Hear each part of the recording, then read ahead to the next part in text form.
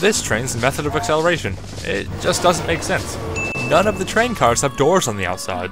I'm not sure which is more odd, the fact that Applejack is reading a bedtime story to a tree, or the fact that Applejack is able to read. There's plenty of other train cars to sleep in. Rarity doesn't have to sleep with every pony else if she doesn't want to. This time, the theme actually is a sin, because immediately following it is an extended period of darkness beyond the usual length. Rainbow Dash only just now notices how fast the train is going. Also, only the Pegasi have ladders to their upper bunks. Kind of ironic. Season 1's shading. Huffy the Magic Dragon. Marijuana joke. Now go argue about this sin's validity in the comments. It's never implied how the buffalo know to attack the train, or even the caboose for that matter. Pretty convenient and unrealistic of them to keep Bloomberg in the far rear and Bunk all the way in the front.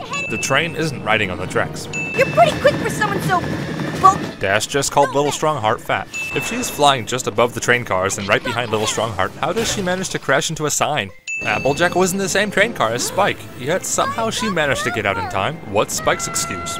Little Strongheart, and she's gone. Welcome to Appaloosa! Rule 63 Caramel. Horse-drawn carriages.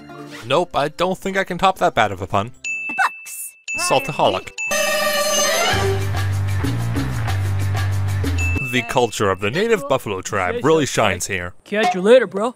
There's no way a buffalo could sleep comfortably in these small teepees. Dash must really suck at hide and seek. We only wanted the tree.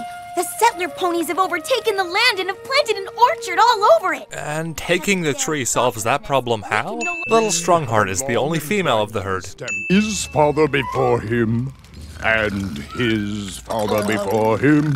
One eternity later. The element of loyalty sure does waver in her allegiance quite easily, doesn't she? Applejack's saddlebags slip between dimensions. Dash asks Applejack to move the trees, to which Applejack provides a reasonable and realistic response, and Dash replies with, Plant the tree somewhere else.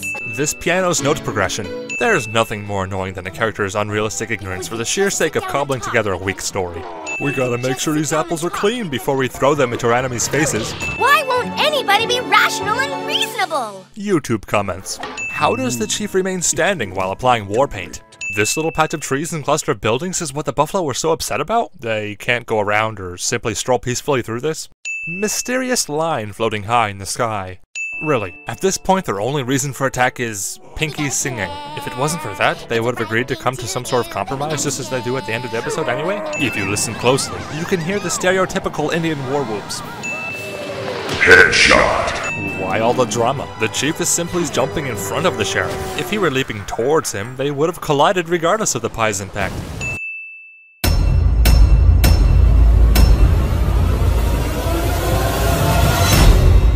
Can I please have more of that mushy stuff?